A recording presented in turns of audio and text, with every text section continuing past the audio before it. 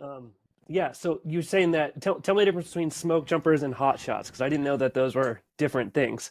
Yeah, so within the wildland firefighting like spectrum, we'll just talk about hand crews specifically. So hand crews are individuals who are going out on these assignments and basically hiking in to the fires with tools, chainsaws, Pulaskis, various types of roles, all relating to fire line construction, either direct or indirect attack on the fire. So boots on the ground, we hike in, you sleep on the fires. Like that's kind of the job characteristic that's common for most Mm-hmm. hand crew populations. But there's type 2 crews, there's type 2 IA crews, and then there's hotshot crews. So the distinction between everybody else, type 2, type 2 IA, and hotshot crews has to do with fitness, self reliance, and expertise. So you have to have X amount of captains, X amount of people with various levels of experience. So you kind of just essentially need to hit a threshold of fitness requirements and hours logged on fires, whatever, like stuff on your red card that qualifies you to be a crew boss, a squad boss, a captain, superintendent. You need to have a combination of individuals that exceeds that threshold to be considered a hotshot crew. And Yeah. when you get that type of designation on your crew, you're seen as a federal resource, and a lot of times fires will ask for hotshot crews specifically, and they'll have an explanation like arduous terrain, inaccessible terrain, Mm, things like that. So essentially, you get put on this list of this crew's capable of withstanding these demands that would typically exceed that which a type 2 crew would go in and maybe be put at a potential safety issue. right. Or it'd be a risk. So not to say that there aren't type 2 crews that absolutely get after it. There are. Yeah. That's like a wide spectrum between type 2 IA. And essentially like Golden Eagles, for example, if we were to lose a captain, we might have to go and get downgraded to type 2 IA. Same crew in terms of like the Right. individuals maybe putting in the line, but just the Right. expertise required to be on that fire Oh, requires interesting. this amount of squad bosses, this amount of captains. So we would then get that type 2 IA classification and maybe be restricted from going to certain assignments. And so a smoke jumper, like, so what I was kind of bringing up just for because we just started talking right before we started recording, but what I was telling him, I'll introduce you in a minute, but I knew a guy in college who was I believe he was a smoke jumper then, and maybe I'm wrong, but what he would do is he did the same thing, worked fire season, and then was off like 9 months or whatever. He worked like, 4 to 6 months, and then the remainder of the year he had off. But he would parachute in with hand tools, behind and like kind of create fire lines. And so is that a smoke jumper? Is that like kind of the Yes. deal? Okay. Yeah, if they jumped out of a plane, that's Yeah. for sure smoke jumper. Gotcha. And so there's smoke jumpers are different than hotshot crews, but they're kind of Gotcha. considered like two special forces within the wildland firefighting spectrum. Another group that could be coordinated in there is rappel crews, who Mm, rappel out of helicopters and do similar things like to which a smoke jumper would. The right. main thing, just to keep it simple, smoke jumpers get different types of assignments and they go on different types of incidents. I would imagine that in most scenarios, of course, I've been involved in this field for a very limited time, so there's probably going to be somebody who's a 30-year vet being like, "Who's this guy? What's he talking about?" But it's like, okay, this is They my love doing interpretation that. on 30-year 1 year of vets in experience. anywhere, they just love talking shit. Yeah. That's kind of their So, deal.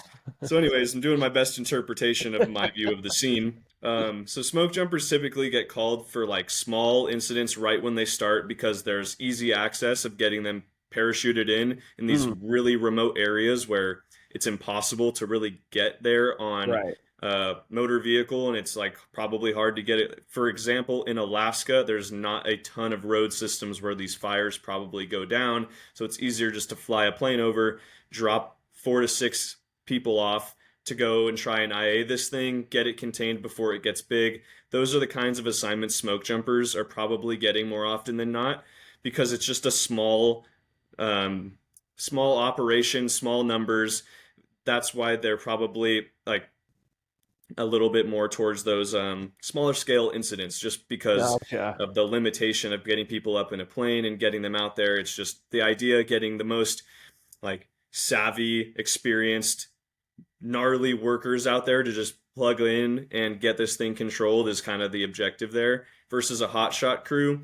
Most of the assignments we're going to are probably large incidents where they need a ton of manual labor, where like you just know Interesting. you're getting a workhorse crew of Yeah, 20 plus people who can get down day in, day out and just put a lot of work on the ground. So that's kind of the shift in assignments that we get. And right. for that reason, I feel like a lot of people, maybe it's not a direct path of whether you want to go smoke jumper, hot shot. It's not like a A perfectly ladder. linear You know what route that it kind of upward. sounds like to me is like the difference between like Green Beret and Army Ranger. Hmm. I don't know if you're like I'm not super fluent, super so familiar yeah, with if you want to military. like expand on So that yeah, yeah, metaphor. sure. So like the Green Berets like mission set is kind of um I mean both are special operation forces. They all are under USASOC. This is like Army Special Operations Command. And and many Green Berets are Rangers, and many Rangers, will become Green Berets, but it's not exactly like a ladder. It's not like a one is better than the other. It's just a different mission set. And so Rangers are kind of the premier elite light infantry force. So when you need a lot of dudes that are more trained than like your average infantry, um, to like take an airfield or assault a town or something like that. Whereas Green Berets are a little bit more foreign internal defense. They're kind of like embedding with like locals and kind of living off grid, a little bit longer. So it's not like a one-to-one comparison, but I kind of see how it's like the in the smoke jumpers, it's a very specialized like insertion method, Yeah, and smaller teams, a little bit different of a mission set than what the Rangers are doing. yeah, definitely. And just being on fires with them, every single person who's in that smoke jumper categorization is unique. And the fact that they probably had a ton of experience, because anybody who's going into a smoke jumper assignment, they're seeing that. Like they're taking the control, they're putting in resources at play. Like they have to see the big picture of what's going on Mm, and being very tactical and strategic about how to manage that initial like phase of attack on that fire.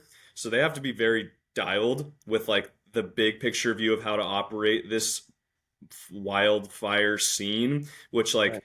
I was a first year hotshot and I came on with very like I had no fire experience and got minimal training going into it. I just basically was a workhorse like that. You just got me on the crew because Hmm. that's like the potential. A person who's generally inclined academically, a person who had a lot of fitness in their background, a person with manual labor, and you can plug them in and play like a cog in the machine and Hmm. adapt. Which of course I became more savvy and in tune with Right. the operations as the season went on, but right from like the first fire, if I was in charge of anything, that would have been a shit show. So like Yeah. that's just one kind of loophole or differentiation. Everyone who's a smoke jumper's been involved and has a high level of knowledge because they have to be put in those situations to be able Hmm. to like really make strategic developments on those operations and be like right in the midst of the operations as a whole versus like I could just go in and swing a tool for 16 hours and that's my job. Jesus Christ. Right. Right. That's crazy. Well, let me introduce you really quick. So let's see. Welcome back to the Mind Body Mushroom, the podcast where we dive deep into holistic health, personal growth, and the mindset shifts that fuel high performance. I'm your host, Jordan Ryan, and as always, this episode is brought to you by Wind and Sea Coffee, the world's best adaptogen coffee, crafted to fuel your body and mind. But today we have a truly inspiring guest, Justin DeMoss, a man who has dedicated his life to service, wellness, and resilience. Justin is a humanitarian at heart, committed to improving physical, mental, and spiritual well being. With a master's in exercise science from Long Beach State, he's worked as a strength and conditioning coach, training competitive athletes and tactical professionals. But his journey didn't stop there. He sought firsthand experience as a first responder, becoming a Golden Eagles hotshot, battling wildfires across the U.S. as a lead EMT. Now, as director of Hotshot Wellness, a nonprofit based in Oregon, Justin is on a mission to support the health and personal development of wildland firefighters, helping them not just survive, but thrive both on and off the fire line. We're going to dive deep into his experience, his philosophy on holistic wellness, and the work he's doing to make a real impact in the world of firefighting. Justin, welcome back to the show. Thanks for having me. It's an honor. Yeah, so one thing that I was why I was kind of bringing up this guy who was a smoke jumper, that was surprising to me because, maybe you can kind of clarify with this. Um, it seemed like there are like private companies that do the a lot of these like wildland fires. You know, you think it's all kind of like under the like government, right? The Forest Service, but it sounded like it was private entities that they literally were working for. How does that work? Yeah, so before I got into fire, I had no idea what a fire assignment would look like. And I think just overall, that being a field researcher, going into the environment, seeing what's going on, was probably the most beneficial aspect of like my career as it continues to be more of a health practitioner researcher role. Because this is the most unique kind of environment that I've ever seen. Like you Hmm, roll up to a fire, and it's like at least a large scale one. It's like an right. entire city. There's people that get contracted out for like putting showers up, putting like laundromats up, caterers. There's like just a bunch of different tents for managerial purposes, planning, data, logistics, mapping, devising different plans. It's like Hmm. on the park fire, for example, last year, there was like over 12,000, I don't know the number, but like dozens of thousands of personnel connected to Wow. that.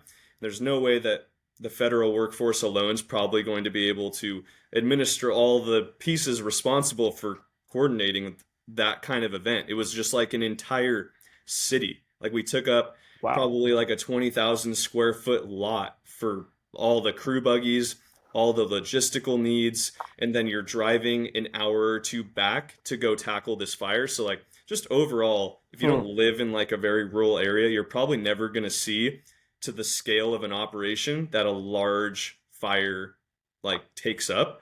Right. So along with just to your point, there's handfuls of type 2 crews that get filled with those spots like from independent contracting crews, independent Hmm. wildland firefighters. It's not all Forest Service, BIA, Gotcha. BLM crews. There's a lot of people that you go out that would be characterized as like manual labor workers who specialize in wildfire tactics. So it's really a good percentage of the workforce on these fires is coming from indirect from the federal government. So that is Right. true. Right. There's definitely a lot of cogs at play that aren't federally funded.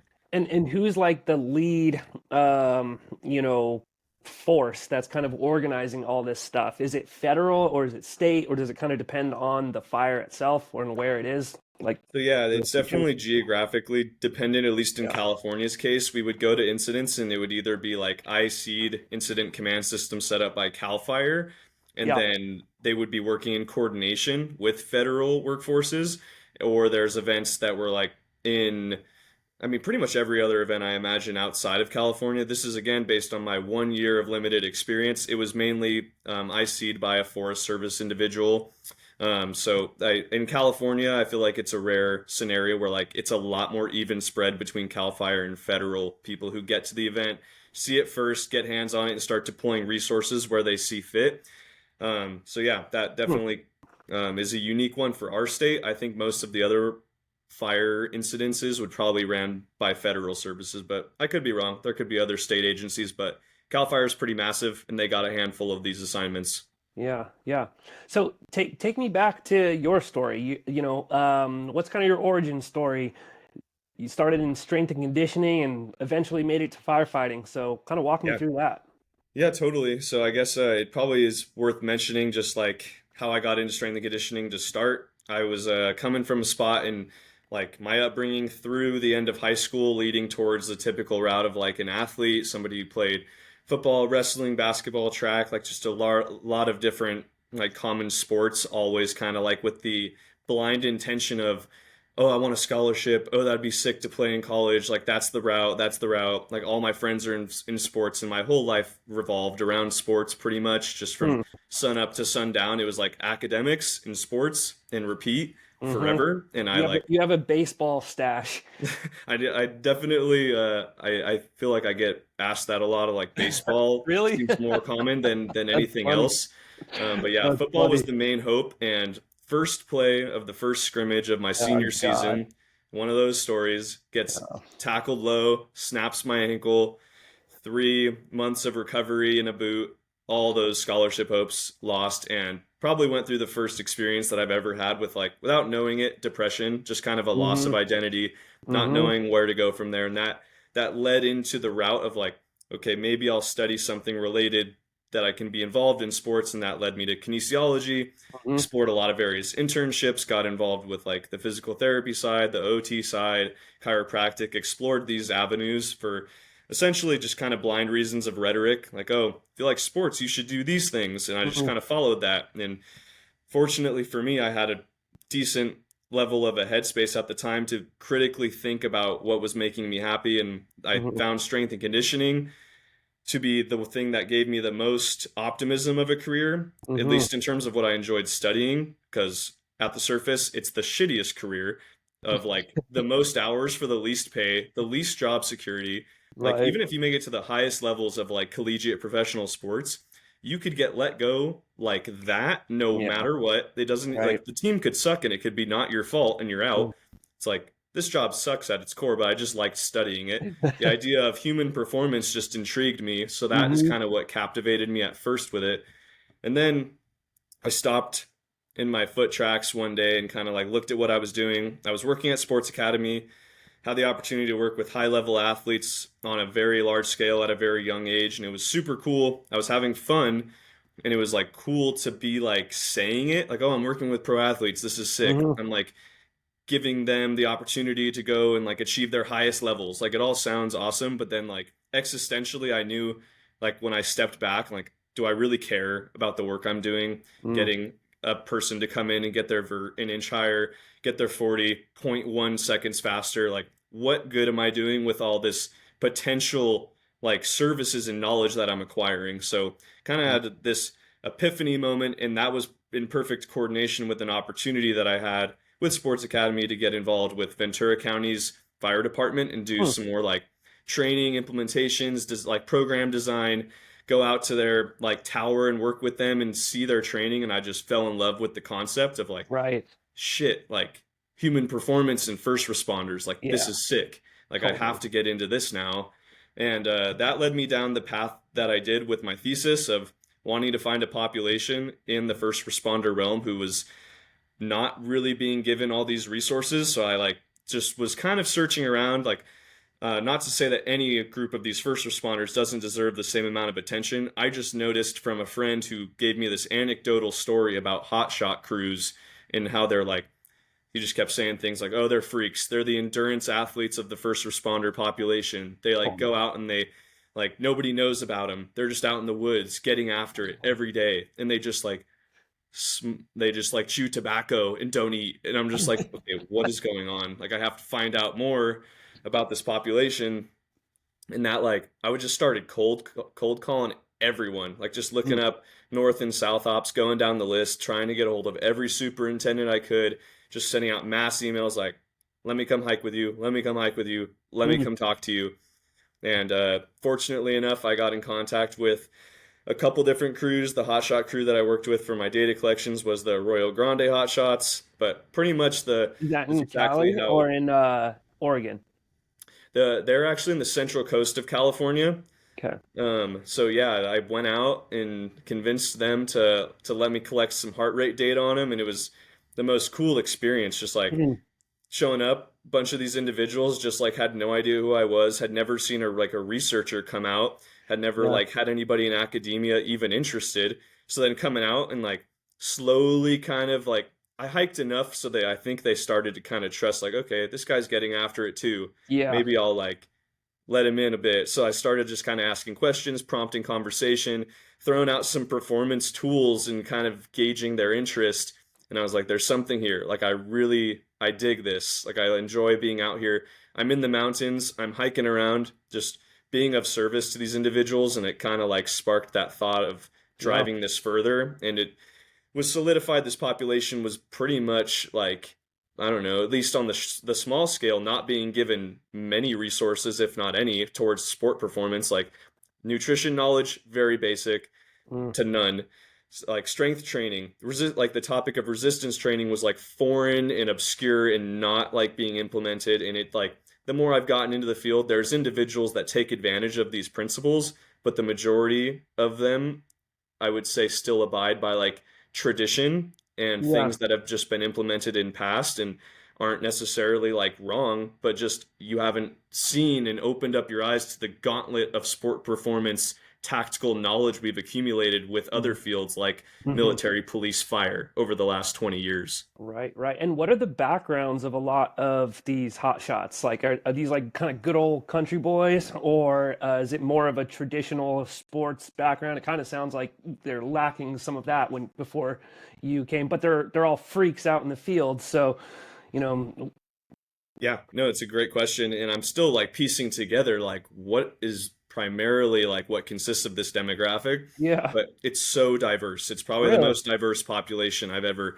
seen when you're on a fire. It's like the thing that really is a non like the differentiator between any of these individuals and the rest of the world is your willingness to like suffer in these yeah, obscure environments and work with your head down, not complain, just like yeah. absolute grit to the max. So Hmm. that's kind of like a cool way that combines all this diversity and has an even playing field because if you can work, nobody gives a shit what color you are, Yeah, what yeah. race you are. What I Men and mean, women too, or is it yeah, primarily?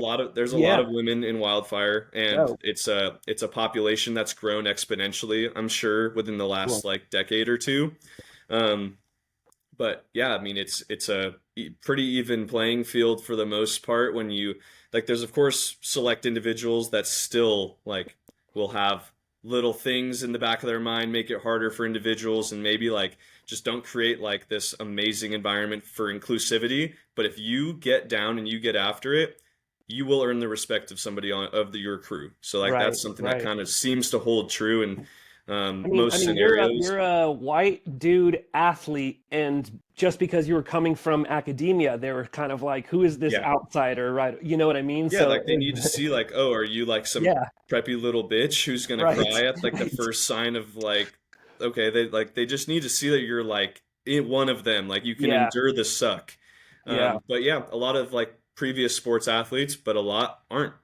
A yeah. lot of them, like there's a fair amount of people who probably just did manual labor through their entire lives and found Mm-hmm. themselves into this route because fire sounded cool. Maybe pyromaniacs, maybe people who have maybe things on their record that limit them from getting in a structure department, and this is an easier route of access to fire, or Mm-hmm. individuals who don't want to go EMT or paramedic but want to do something in the fire realm. Like there's a bunch of different mindsets, a bunch of different backgrounds. There's really no one commonality that I Mm. can think of like this is what a wildland firefighter is, and I think that's cool. I think that's Yeah. something to be tapped into, just like non-identification with a certain set of backgrounds, just whoever wants to get after it and work, come on out. Can you do the Like job? get a life No, no. experience out in the mountains with no resources. Like that's good for everyone. I want to be Right, like the right. biggest advocate for like if you're 18, you don't know what you want to do, get your ass on a crew.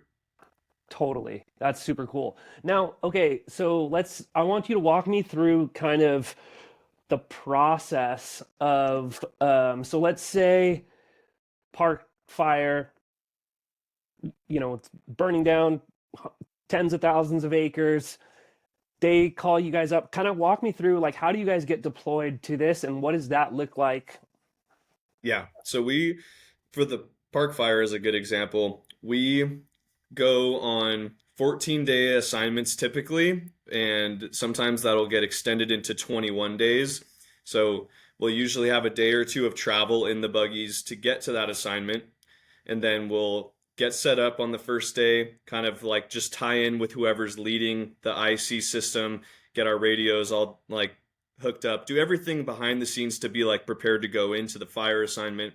Then we either go on night ops and go directly into this thing if it's Hmm. burning and we can get to it and make some progress and it's worth it, go right in and start putting in some line or direct attacking this thing in the dark, or we'll Hmm. wait up till the next day and kind of get plugged in the morning. So it's pretty volatile in nature. You just show up to an assignment and just like, how can we help? Like that's pretty Now, much do you have what to the like role hump is. in pretty far between, like, okay, you probably have like I'm just gonna use like military analogy because that's all I really know, but you have like a fob or something, someplace that's like it's forward deployed, but it's not like literally the front line, right? It's Yeah, like a exactly. Like staging base. the fire camps are typically like it varies in like accordance with the fire's significance and topography and whatnot around it. Like if you can put the fire camp relatively close, that's ideal because it minimizes transport time.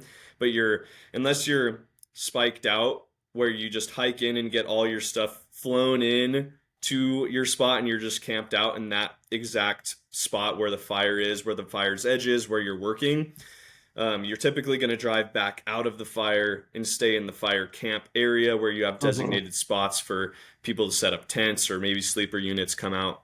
Hmm. But yeah, you show up to the fire camp, get your assignment, see what you can do that day, then you would drive in. So our some of these road systems are just god awful that you have to go Yeah. in on. So it could be like 10 miles away from the fire in like a 3 hour drive time. Oh wow. It's kind of nuts. So it just depends. Like we've had times where it's a 30-minute drive into the fire, other times where the driving in and driving out is so annoying that you just like don't even want to do it. Rather walk. You'd rather just work all day and just set up your tent and just Yeah. like sleep right there Right, because right. it's like, dude, Now, that's now 6 hours. when you drive into the fire, like how far is like the physical flames from you before, you know? Yeah. I mean, it varies so much. There's a lot of times where it just, if we're going direct, that would mean we're going against the fire's edge where the flames are, and we're trying to like wrap this thing directly against it. But on a case like the park fire, if you have 30, 40, 50 foot flames being driven by a headwind, there's no way you're going to do anything close to that. Like even when you're considered hotlining and you're going and like attacking the fire with your tools, removing brush, even like a 4 foot flame length makes your face want to melt off. Like you don't Right. realize like how hot this shit actually is until you're like right next to it working. And for anybody who's listening, if you've just like gotten too close to a campfire and like you feel that radiant heat coming off towards your face, just like that's kind of the best picture I could give you. And that's probably like a 2 to 3 foot flame length. So now imagine like an 8. Like it's ridiculous. You can't even get close to it. So a lot of times it's just better to like back up, big box the thing, go around, just Mm, get crews in place to like work, I don't know, 50, 100, 20, like I don't even know what numbers I'm saying, but just far enough away to where that fire's going slow enough to where we can actually successfully wrap around it in the time that it's starting to go outward. right. So yeah, there's those two different routes that would probably like create different scenarios for your question of like how far Mm-hmm. away are we? Park Mm-hmm. fire, really far away. Another Mm-hmm. small scale fire where the flames really aren't that crazy and we can go after it direct. You're going right up to it. And yeah. That makes sense. Now, what's sort of the training that somebody like, you know, you're 18, you want to fight fires. This seems like an interesting route. What's kind of like the pipeline from signing up to getting out there? Yeah, so a lot of the times people will, if you're, we'll just keep the conversation to hand crews because that's what I know. If you want to go hell attack, can probably a completely different set of avenues. There's different routes people will do to get in. Sometimes they'll work for the Cs, the California Conservation Corps, because that gets you kind of involved with the fire scene in general, but you could be like separating trash, or you could be just rolling hose, or you could Mm-hmm. be just, I don't know, the various assignments that exist on the fire. The C's are kind of a potential route for somebody who's 18 with no resume towards fire. It's an easy one. They will accept you because I think their motto is legit like shitty circumstances, shitty labor, shitty pay. Like it's something like that. And they like are very upfront and Yeah, advertise it. So yeah, right. any 18-year-olds who want an immediate acceptance, that's the route. If you want to get on a type 2 crew, there's a lot of like for example in San Diego, there's a type 2 crew, I think it's crew 5 that they will get typically younger individuals who then take a year or two to familiarize themselves with the aspects of wildland firefighting, gain Mm-hmm. the fitness, gain the knowledge, and then if they want to go up into a hotshot crew, the Golden Eagles, for example, on mine, we've gotten like several individuals, even just from my rookie class last year, that came from Crew 5. So there's like kind of Mm. a pipeline that exists within various routes. So like the crews I tested for my thesis, Santa Lucia has Crew 7, that's their Type 2 crew, and then the AG Hotshots are right next to them. That's kind of the feeder system. So it seems like that's kind of a parallel where you'll have Type 2 crews where 18, 19, 20 like fresh people come in, get Mm. the experience, adapt, and then build their way up to either going into a hotshot crew, or they'll get out of fire and realize it sucks and they don't want to do it and it's just not for them. So that's kind of Right, the right. pipeline route.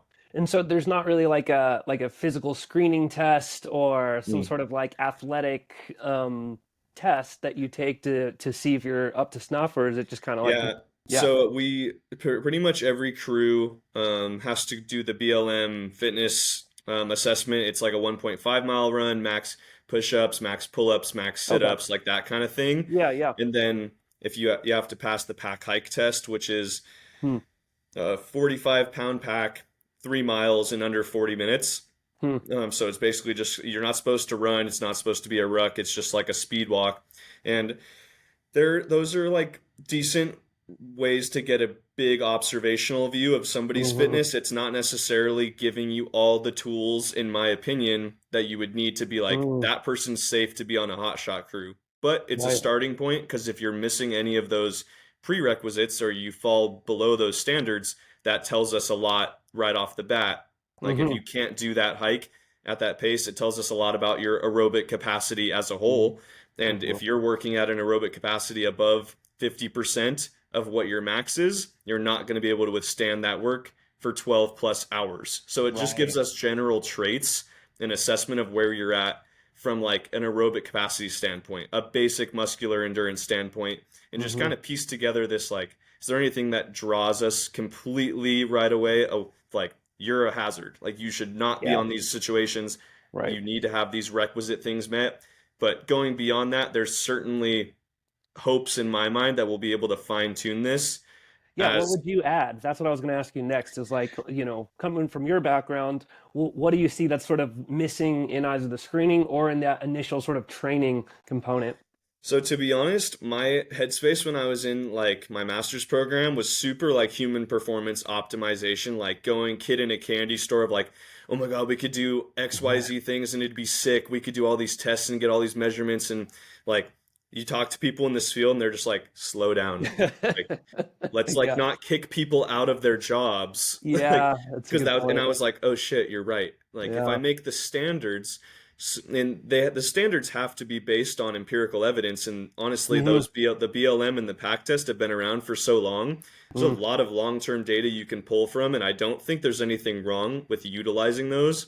But the right. thing that could be added in my mind is more of an emphasis on like um, different assessments that crews can take advantage of on their own that have correlates to performance, like, for example, a vertical jump. That's Hmm, safe. That's an effective measurement of power and strength. Or hmm, not strength, but like overall, just like performance from a lower body standpoint that has yeah. translatable skills based on these other tactical populations that observe increased occupational performance and the vertical jump. Hmm, And then you get involved with like, I don't know, maybe some sort of anaerobic test, like a 300-yard shuttle. Like, I'm not necessarily saying that those are the two gold standard ones, but those are like key performance indicators that allude to a lot in the reference to military, police, fire. And there's a lot of things and conclusions we can draw to like not the exact fire, like wildland firefighting practice, but just general observations in high performers in other fields typically exhibit these trends and hmm. increases in performance. And there's anaerobic components to wildland firefighting. Maybe we should incorporate some sort of high intensity energetic test. There's like a lot of things that could be implemented, but overall, I think like the wellness side of things should probably Yeah. take precedent over performance, like getting individuals to do yearly blood work, having like a Hmm. mandatory nutrition consultation. Like I'm more in the headspace of like, how can we keep the workforce but enhance their performance rather than like, let's weed them out with some performance metrics that we don't even know have like the most monstrous like relationship to the job. Hmm. Because when I look at the members on my crew in particular, there's individuals that maybe would suck on a 300-yard shuttle, but are absolutely like workhorses out on the fire line, and like dudes who could get stung in the eye 6 times, get poison oak, could have like blisters all up and down their feet and just keep working. Like, where's the test for that? Where's the Yeah. performance metric that tells you like that person's going to have a lot of these harsh circumstances brought upon them and they're going to be able to push through it? Like, Yeah. I'm so not in the same like headspace as I was in my academic years, because I just see like the realism that exists here of like, Mm. if just because you're a sports freak doesn't mean you're going to be a good firefighter. Just because you have like the highest bench or the best power clean or the best mile time, that doesn't mean shit if you can't do the Totally. job, and if you start crying when you can't talk to like Right. normal people in Right. your life Right. throughout like if you can't withstand the environment, nothing else matters. So I'm not like here Totally. to dictate performance intervening on these individuals' lives. Yeah, I kind of compare like high performance in sports versus like high performance in military or first response. It's, an Olympian is trying they're a peak performer, but the stars kind of like have to align. You know what I mean? Like you got to get a good night's rest. You want to make sure that like nothing is really changed out of your normal routine, because that's what matters, is like those, fractions of seconds, or whatever. Whereas like in military, and it sounds like in hot shots as well, it's like when everything is fucked and you are super tired and exhausted, and yeah, your blisters all over, and you don't have the creature comforts back home, like that's just baseline. That's when you still have to perform. And that seems like it's kind of a difference. And yeah, it's definitely seems like a harder thing to screen for initially. Yeah, absolutely. And yeah, that's kind of what's shifted my purpose within this field to being more of like performance optimization, to just like giving individuals the tools and like the resources to enhance their well-being on and off the fire line, instead of like putting it out there as a, man, we need to make sure these guys are dialed in the off season. We need to make sure they're training. We Mm, need to get like, maybe we should talk about this from like a big picture perspective of like right. the mental health in the off season. If that is not on track and they don't have the tools to combat like inner dialogue, or like have poor relationship um, dynamics and have poor communication skills, like what the fuck does a box jump matter if Right. they don't have like a healthy life at home? Like it's been a very much more effective route for me to foresee improvements in this field, to just try and develop the individual to be the Right. fullest version of themselves. Then whatever else happens from there, cool. Like they already have the mindset to withstand the environment. They have the ability to cope with those demands, physically get the job done. There's no real need for me to like get them to be the most sport performance based freak possible. But like, how do we retain that individual? How do we get them to have a better time within this field, keep them around longer, give them better support systems, better financial backing, and just get this workforce who's already like the most loyal franchise in first responder Mm, history, just getting like shit on for decades and still coming back. Like, right. you just Right. tap Right. into that and give them a better opportunity to live holistically, and you've got a supreme workforce. Totally. So why I told you about the smoke jumper guy, and why I was kind of bringing him up. So we talk a lot on this show. It's about holistic wellness, mental health, etc. But so this dude was funny. His name was Greg, and on his off season, I mean, I think he was on his like second or third divorce. Yeah. He would when he was not in the fire season, we'd go over to his spot and there would be like beer cans everywhere. He'd just be playing kind of Xbox, and he would travel and do some other stuff. And I'm not trying to like shit on the guy, but it's funny looking back, because this is the case oftentimes in military law enforcement, where you have these like very high performers like on the field, but then off the field, like they're kind of like degenerates, like their life's in a crazy way. And so I don't know if that's maybe a self-selecting type of person, or if it's the rigors of the job that sort of create these maybe unhealthy coping mechanisms. What's been your observation? Yeah, no, it's definitely an interesting perspective for me. I've just been in it for a year, but here seeing how individuals treat the off season, it almost kind of just parallels the themes of burnout and like Mm, kind of mm-hmm. just a dialogue of, man, this job is like just killing me for 6 months. It's Mm, nonstop stimulus.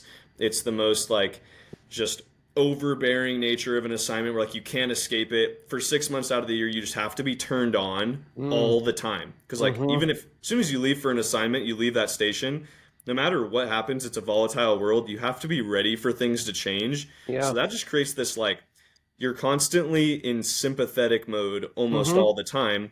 And of course, like I was fairly lucky to come in when I did because I had all this tools and things built up in my arsenal for how to modulate my experience within fire, like Yeah. breath work, like meditation, like journaling, Mm-hmm. like whatever. Any tool that I found applicable, I could use it, implement it, and make a very balanced approach to my day. And a lot of people don't have those exact tools in their arsenal, so they fill it with ways that are just Mm, maybe not conducive to mm-hmm. finding balance during 6 months of work. And then now they come home, don't know how to manage the amount of time they have at their disposal, have this like dialogue of, oh, it's time to rest. It's like I can Yeah. turn off now and Yeah. maybe just end up sitting on the couch for 6 months. Yeah. And like that lethargy and that like it almost just creates more like antsiness. I feel like when I Yeah. talk to people, they're like, yeah, when are we going back to work? When are we going to cut Yeah. line? Like, dude, you have 6 months off away from this. Just Dude. channel your energy into another avenue. So that's kind of 100%. like, I think there, a lot of people are probably urgently looking for a way to find the same level of stimulus. And like those circuits that are on for 6 months are still like, what's going on? Where's our Yeah. environment? Like, what do we have to do today? And it's, that energy can be channeled in positive or negative ways. And I Yeah. think, um, yeah, it's definitely a wide spectrum of how off season goes for Yeah. individuals, but that's one of the main things that drives Hotshot Wellness, the nonprofit, is to find ways to make the off season the most effective. Whether that means like Mm-hmm. going out and taking advantage of health practitioners to work on things underlying beneath the surface, or Mm-hmm. it's just getting out and finding something sick to do.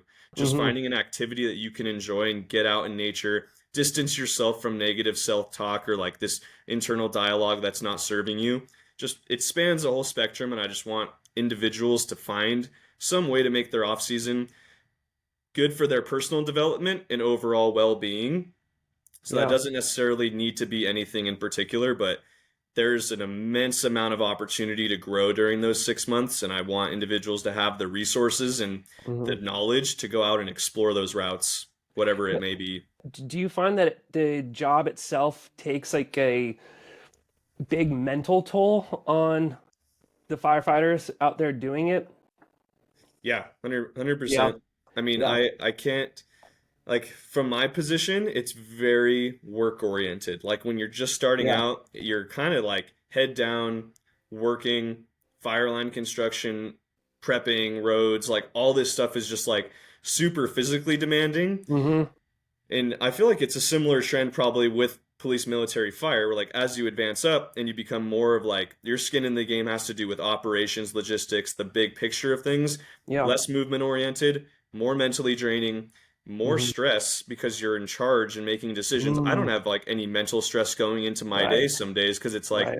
yep, what am I going to do? I'm going to pull brush for 12 Mm-hmm. hours and I'm going to want to die and that's all I have to do Yeah. today. And like Yeah. that's like what people find fun Simple. in this field. Like, oh yeah, Totally. let's go like kill ourselves today. This will be sick. Like Right. that's an easy Right. position to be in versus, man, I gotta like be working the radios all day, coordinating drops with helicopters. I'm sitting or like maybe I'm like watching and coordinating, just like the the same things that kind of plague people as they advance in their careers among first responders still Yeah. exists here. We're like you're moving less, more stress, not Yeah. a lot of tools and outlets for like I don't know, better sleep and recovery because these Mm-hmm. individuals are up all night planning sometimes. Mm-hmm. So the mental toll is like a dichotomy between entry level positions and more managerial ones. But Yeah.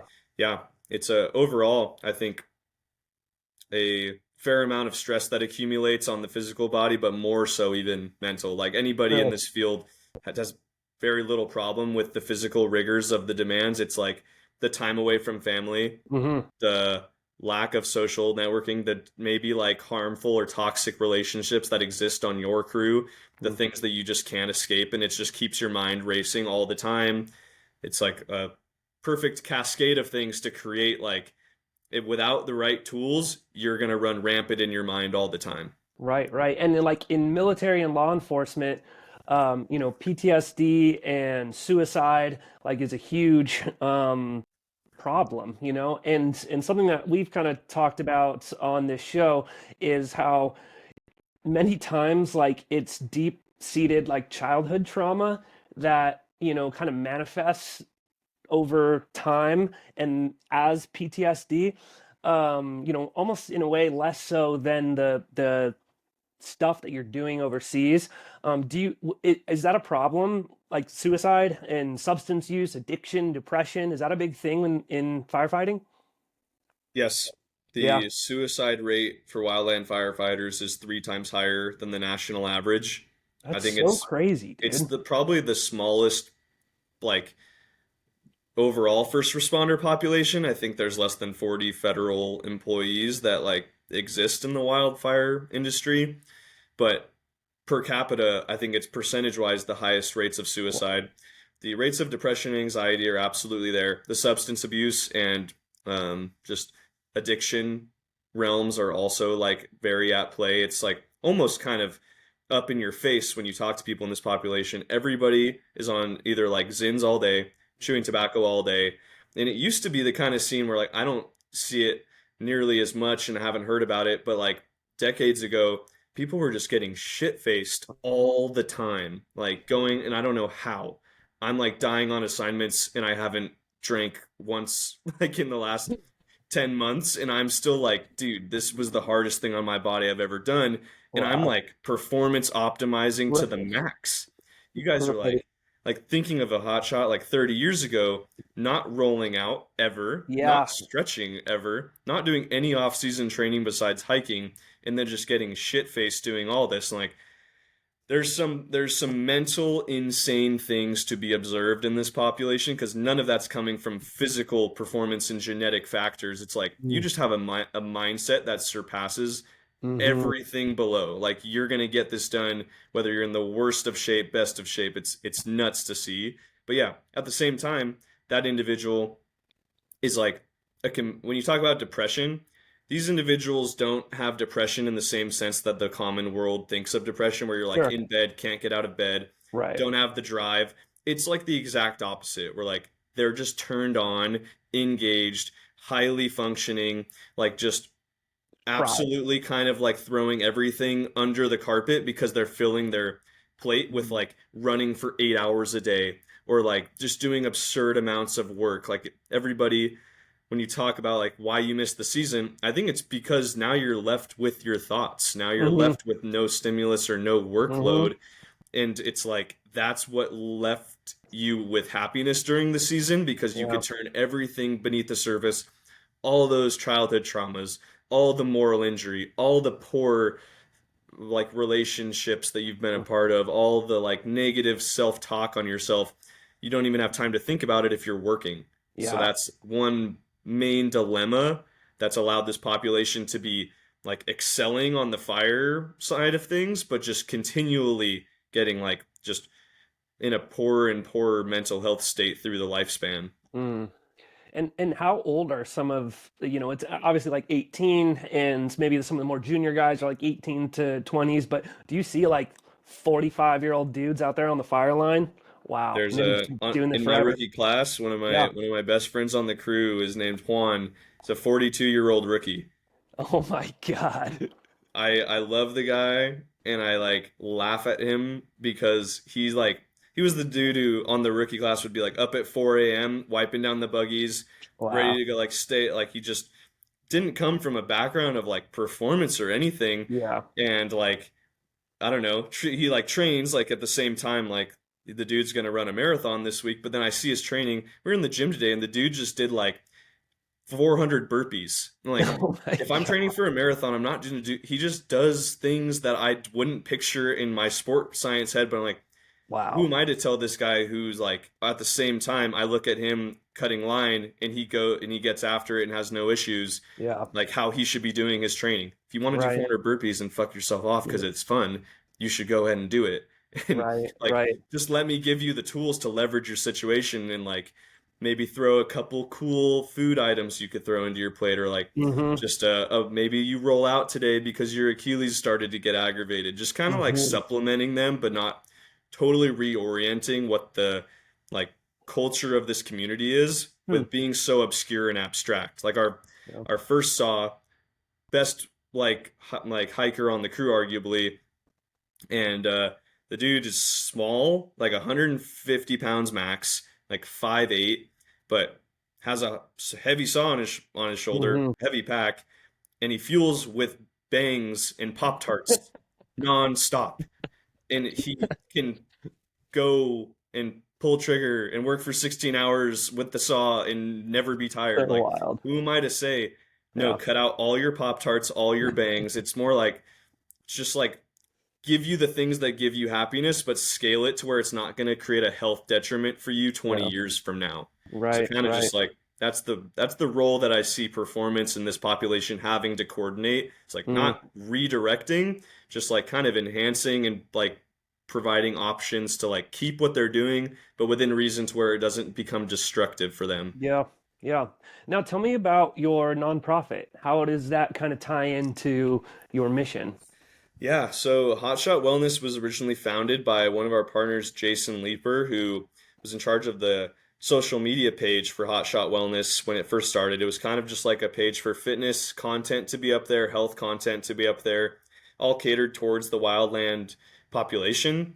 And I started doing a similar thing after this season. I was posting like just various fitness type of reels and posts, and we collaborated, got on a call, and just devised a plan to really take it to the next level, seeing both of our missions of like getting practitioners, getting individuals with high level knowledge in these respective fields to have a voice and have like a more like direct route of intervention with wildland firefighters so they're not like just left with browsing through the onslaught of terribleness for health and wellness that exists on social media and Mm. things that just are absolutely not applicable to wildland.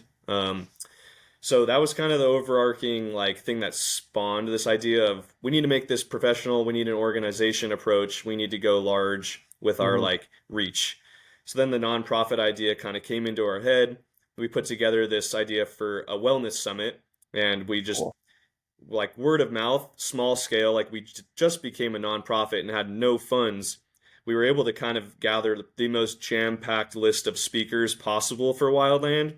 Like Brent Ruby, probably like one considered one of the godfathers of research in my opinion for Mm. wildland, like probably has been on every paper involved with exercise physiology, metabolism, nutrition, and wildland firefighting.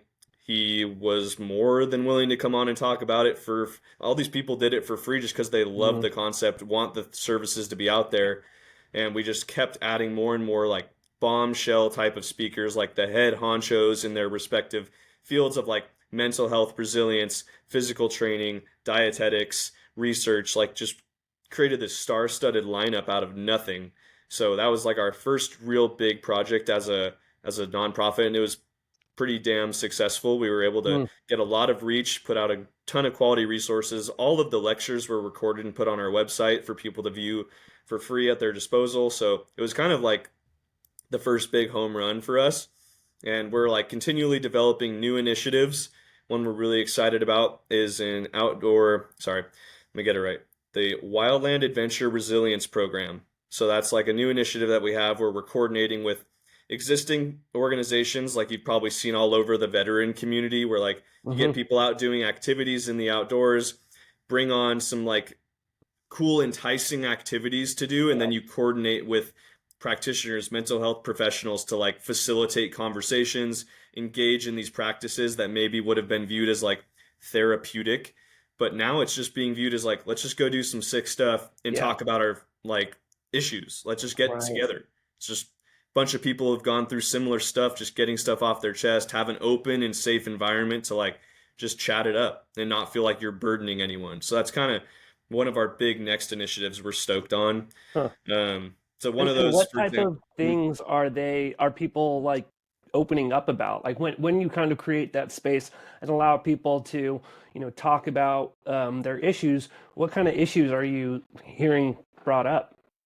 yeah, I'll allude to a few, but a better group of individuals to probably expand on this in great detail would be like the social workers, the clinical psychologists, those individuals that we had on the summit, which I'll provide links and give you access, and all your Cool. listeners who are like maybe interested in diving into this topic further, they go into like hour-long lectures of like their experience working with wildland folks and the obstacles that plague them specifically. Hmm. But one main one that kind of like hit home as like a damn, that sucks. Like, was individuals talking about how they feel like a burden to their family when they come Mm. home.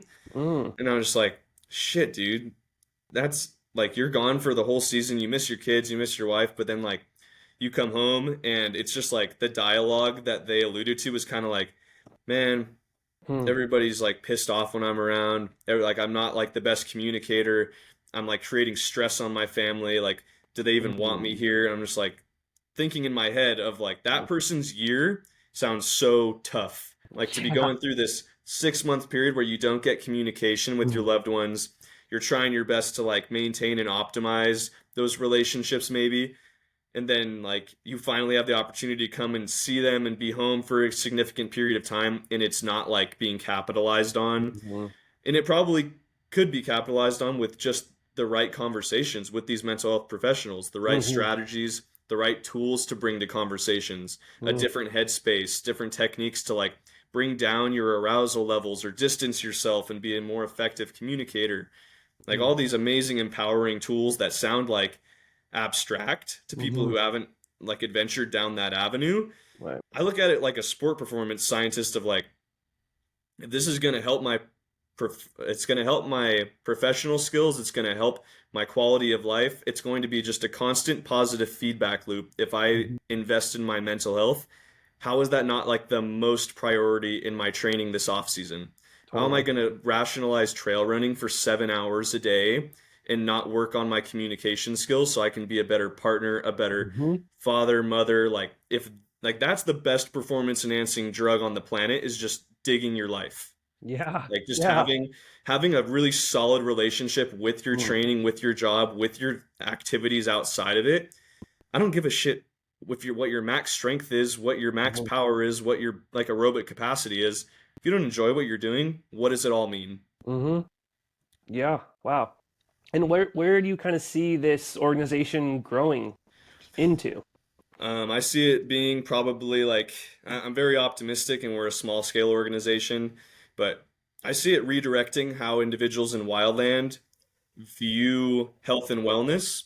I see it being a redirection of how they approach getting tools for their health and wellness, as well as hopefully guiding and being a facilitator of policy changes that facilitate health and wellness. So there's like those three avenues. It happens on the level of getting academics, researchers, practitioners, and all the hard work they're doing to create evidence-based strategies to improve these situations, giving them a voice, empowering them, getting those individuals with the platform that they deserve so that there's not somebody toxic who gets millions of views being propagated and like just advertising their stuff. So like I want to redirect how people view how they get that information and put the right individuals in play to put that content out there, Mhm. and then providing those community events, those moments of like resilience building, knowing that there's individuals that want to help them out there, just being kind of a source of community for these individuals that they know they can reach out to and go get help, that individuals actually care about them, want them to have a quality of life. Because to be honest, moral injury is probably one of the things that strikes this population the most. You don't get paid well, you don't get benefits, you don't get compensated Oh for the wow. struggles. If you're full time, you do. But like Yeah.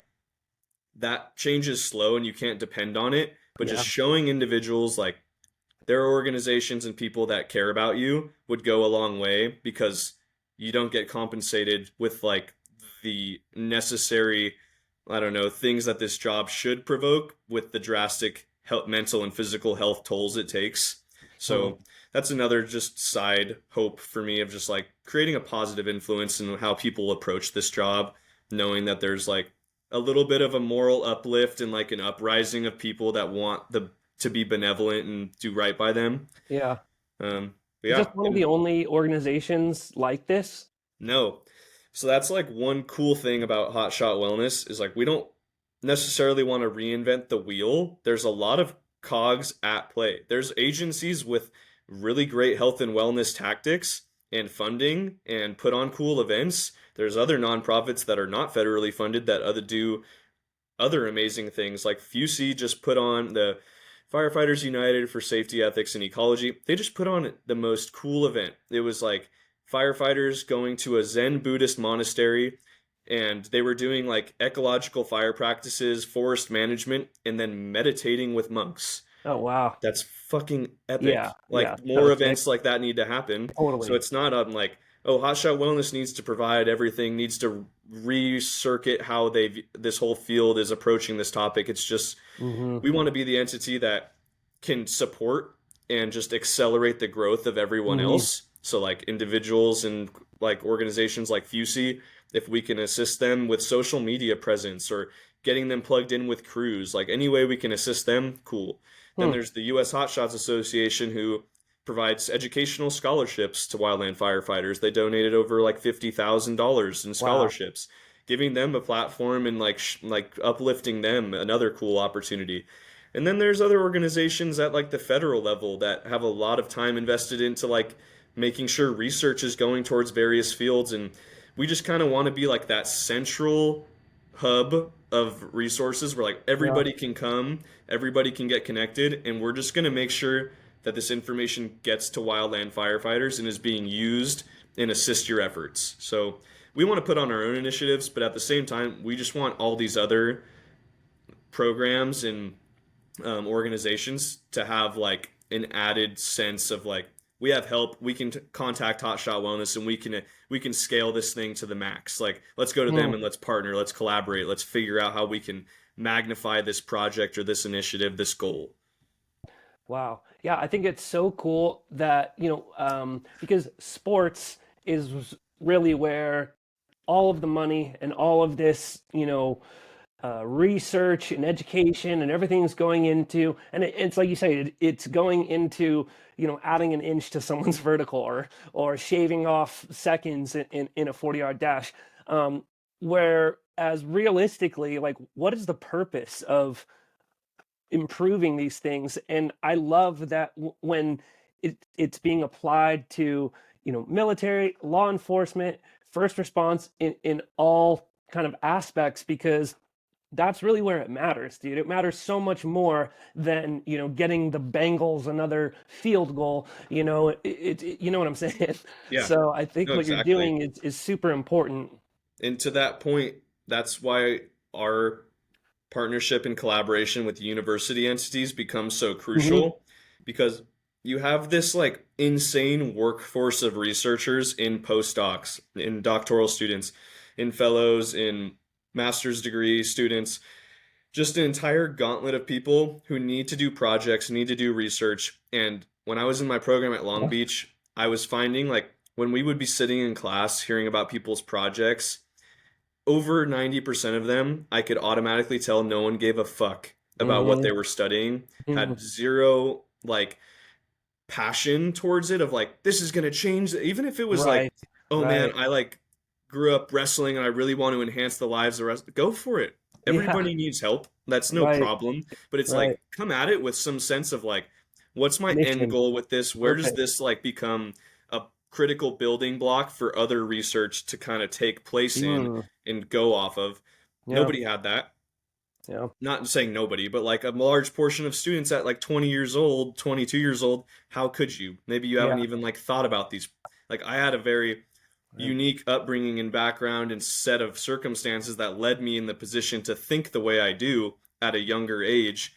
But you give all these individuals at universities this kind of talk, this type of exposure of like, Hmm. man, there's a cause that could really use you. There's like a Hmm. project that could be done, and you could do something of like magnitudes greater than you can even comprehend for a population that goes underserved. Like you give Totally. that pitch to university students, Hmm. gold mine. So that's kind of like Totally. we want to keep forming these like academic relationships to the max, because research is what drives policy change. That's what Hmm. drives legal change. You Interesting. can't just be like this, please give us more money. Like Hmm. you have to give them like data to back up why it's going to benefit them, including like retention, reduced injury rates, Hmm. whatever. Like so just getting those individuals plugged in and having a major role in this is massive. So that's another key feature of Hotshot Wellness is developing those university partnerships. That's huge, dude. Now, what advice would you give to someone, whether they're like firefighter, athlete, entrepreneur, just, maybe stepping out a little bit of your specific niche, but based on everything that you have, ascertained over your career, looking to build resilience and take better care of their body and mind? Yeah.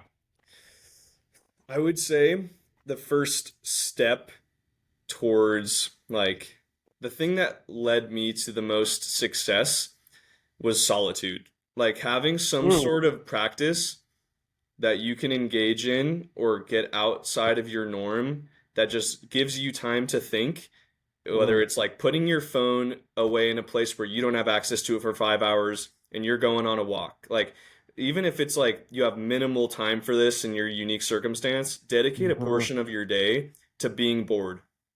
Go Interesting. ahead and turn the phone off, turn the screens off, turn life off, find an environment where you can just be there with your thoughts.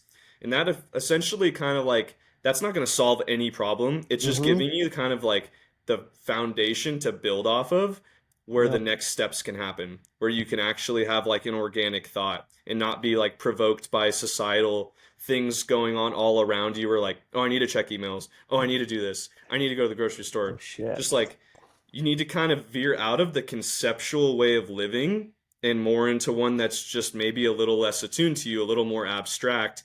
And I feel like that happened to me when I started traveling because I had unstructured time and it freaked me out to the max. And I was just kind of left with this, okay, why am I Yeah. overwhelmed? Why am I feeling these emotions? Why does it kill me to sit still? And Hmm. that leads into a lot of my like I love yoga. I love the like aspect of meditation, and it's Hmm. because it sucks. It's because it's Sucks. boring. It's not stimulating. It's everything that I appall because of my Hmm. Western upbringing. And Hmm. it's like, I know it's the right thing to do because it's building up those skills inside to Hmm. concentrate, to be self aware, to have introspection, like all these things that we suck at naturally if you grew up like I did, just going through the norms of like an upbringing derived by sports and academics. It's Hmm. like you never really ponder that question of like, why am I here? What matters? What's going Hmm. to happen after this? Why do I like what do I care about? What's my like mission in life? Like I don't know. You don't need to like go about it in a super strategic way, but my foundation was kind of set with just getting out of my environment that I like loved at the surface because I was always stimulated. I loved Hmm. working. I wanted Hmm. to put energy into everything, every time, everywhere, every opportunity. And I was like, this is sick. Life's cool. I'm just like on all cylinders all the time. Right. And like just having that break of that realization, man, this is like scares me when I'm alone with my thoughts. This Yeah. scares me when I have nothing to do. This scares me. Like just get scared. Go get uncomfortable. Go do things that pushes you. Do everything that you think that is like uncomfortable and I should escape. Stay there.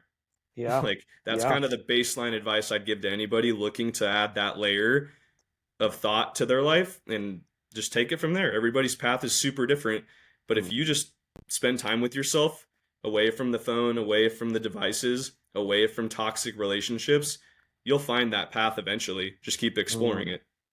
Yeah, that's huge, man. That's such a great message. We just interviewed Guy McDermott a couple episodes ago, and he's a former Navy SEAL and is big in to holistic health. And he was talking about how meditation was a huge um, tool that he kind of developed over time. He does it, I think, twice a day. And I mean, I've always kind of done meditation, but like I also fucking hate meditation. But I've been, starting to do since that episode, I've been doing like Vipassana, like 15-minute things because what you start, the way he put it and kind of like really the practice is about separating you are not your thoughts, and when we are constantly stimulated by all these devices, it's like you're kind of just being like, dragged around by every sensation, without really building that critical space between the sensations and you.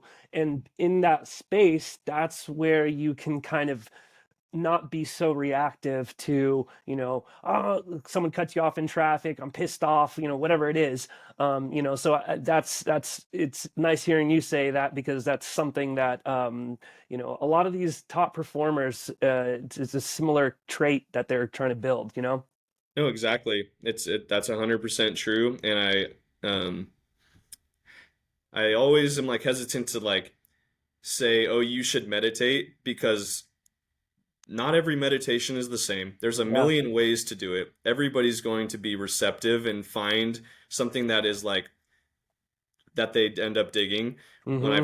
When I went to India and got my yoga certification, I No was way. living That's like cool. the yogi way. Like Yeah. everything was pretty much, you show up, you are meditating and doing yoga for like 8+ hours a day.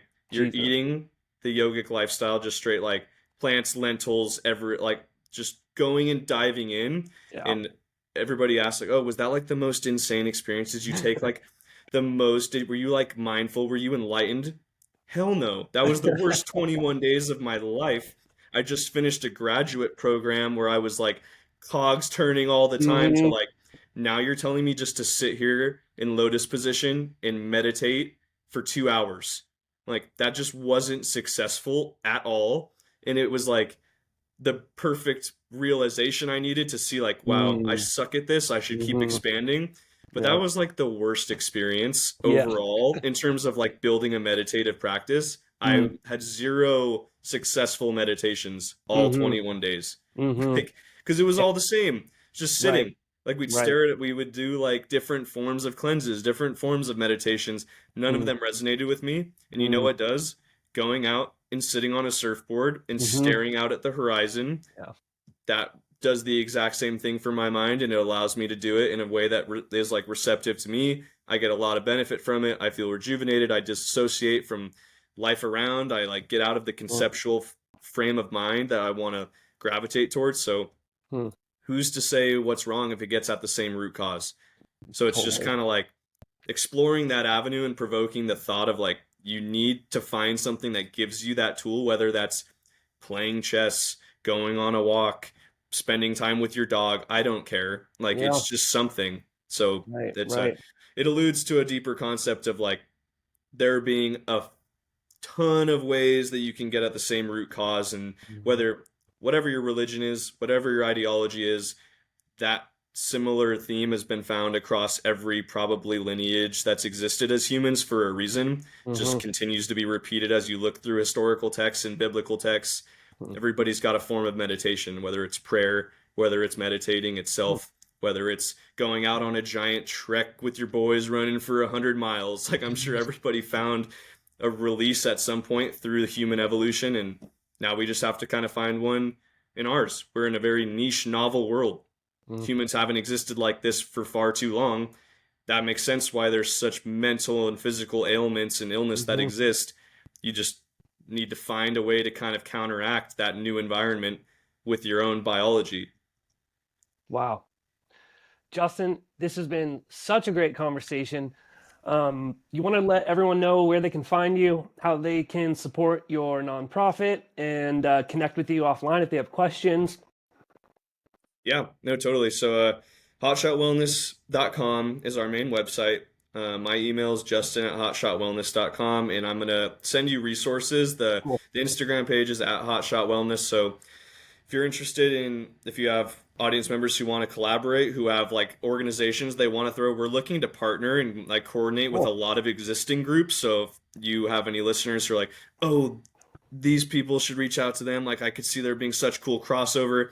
That's super up our alley. So we're stoked to make potential collaborations and new partners, especially with military communities that have a lot of these cool things Hmm. already existing.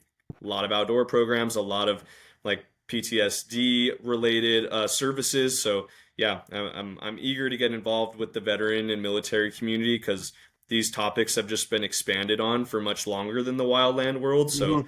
yeah, excited for the networking. But yeah, if anybody's interested in just finding out more about the wildland world, getting involved, getting plugged in, being of service to those individuals, those sites, those things, those emails, you can always reach out, and we'd love to get you plugged in. It's an all hands on deck kind of effort. That's awesome. And I'll include all that in the show notes. And yeah, dude, I would love to also help support your mission with our coffee business. We love doing coffee pop up type stuff. And I also want to connect you with this organization called the Swell Mission. So there's a lot of surf therapy nonprofits for veterans. That's actually how I got into surfing. Nice. But the Swell mission is a little bit unique in the sense that it specifically is law enforcement and first responders. And so, yeah, it's taking and their families and just getting them out into the ocean, teaching them how to surf, and providing that sort of community.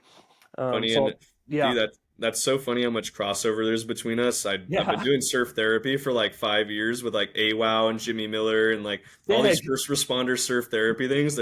I'm stoked to keep collaborating. Let's It's the get some stuff best, dude. going. It's so great. I just love that it's like I feel like we're at the this right time in our existence because it's military has been around forever, you know, like firefighting forever, surfing has been around forever, but it's like only fairly recently that people are kind of connecting these dots and being like, this is a very therapeutic modality that people actually enjoy. You know, I think selling someone a 21-day silent retreat or Yeah, it's a tough sell, you I know, won't. but I don't think it would be well received after me exposing the negatives of my experience. I don't think it'd be you never worth know, going dude. right into a yoga cert. I think there's a bridging of that gap between phases. Yeah, yeah. Well, awesome, man. This has been great. This has been the Mind Body Mushroom brought to you by Wind and Sea Coffee and Justin DeMoss. I'll include all that in the show notes. Thanks for coming on the show, bro. Thanks so much for the opportunity. Appreciate your time, Jordan. You too.